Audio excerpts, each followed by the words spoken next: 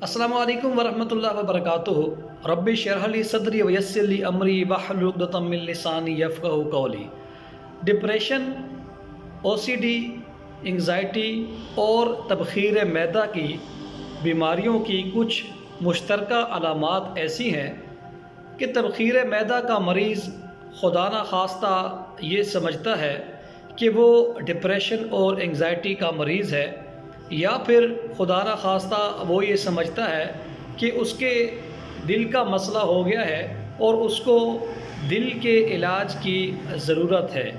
ان تمام امراض میں کچھ علامات مشترکہ طور پر پائی جاتی ہیں، جیسا کہ او سی ڈی پیشنٹ ہو، انگزائٹی یا ڈپریشن کا مریض ہو تو اس کی ہارٹ بیٹ تیز ہو جانا یا کم ہو جانا یہ ایک معمولی بات ہے، اور مرض تبخیر معدہ میں بھی، گیسٹرائٹس میں بھی اور گیسٹرک ریفلکٹ میں بھی بعض اوقات ہارٹ بیٹ تیز یا بہت زیادہ کم ہو جایا کرتی ہے۔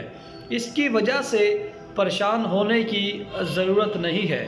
او سی ڈی کے مریض، انگزائٹی کے مریض، ڈپریشن کے مریض چونکہ دماغی خیالات کی وجہ سے ایک الگ ہی دنیا میں ہم وقت رہتے ہیں، اور وہ یہ سوچتے ہیں کہ خدا نخواستہ وہ بہت زیادہ بیمار ہیں اور بہت ہی مختلف قسم کے منفی خیالات کی وجہ سے ہر وقت وہ پریشانی کا شکار رہتے ہیں، نیند کی کمی کا شکار رہتے ہیں۔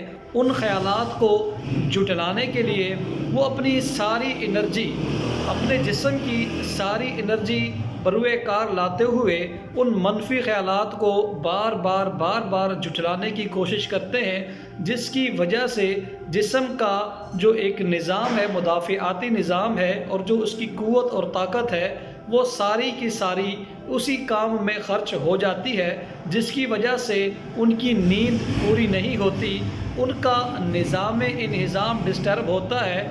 آپ نے اکثر سنا ہوگا کہ ڈپریشن اور انگزائٹی کے جو مریض ہوتے ہیں ان کو نظام ہضم کا مسئلہ بہت زیادہ ہوتا ہے۔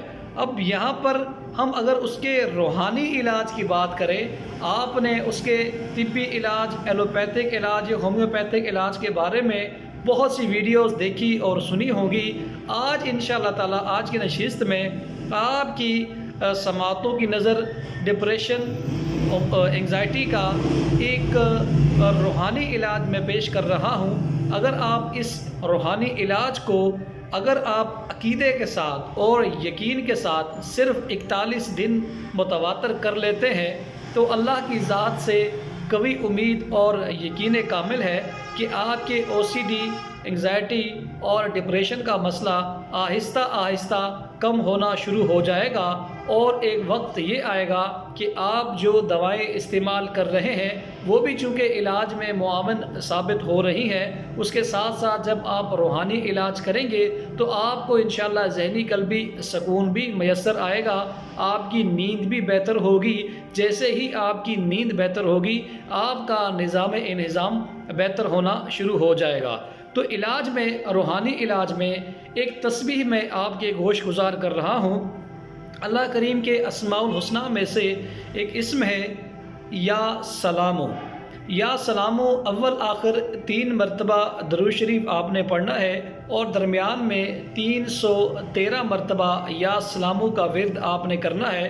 یہ تسبیح آپ نے روزانہ نماز فجر اور نماز مغرب کے بعد پڑھنی ہے۔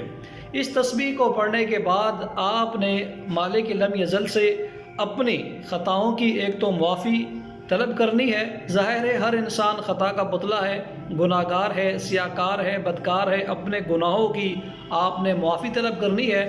اس کے بعد اس وظیفے کے توسل سے آپ نے دعا کرنی ہے کہ اللہ کریم کی ذات آپ کو اس مرض سے نجات عطا فرمائے۔ متواتر اس تسبیح کو پڑھتے رہیں، انشاءاللہ تعالی اس تسبیح کی بہت سے روحانی فیوز و برکات آپ کو دیکھنے میں نظر آئیں گے۔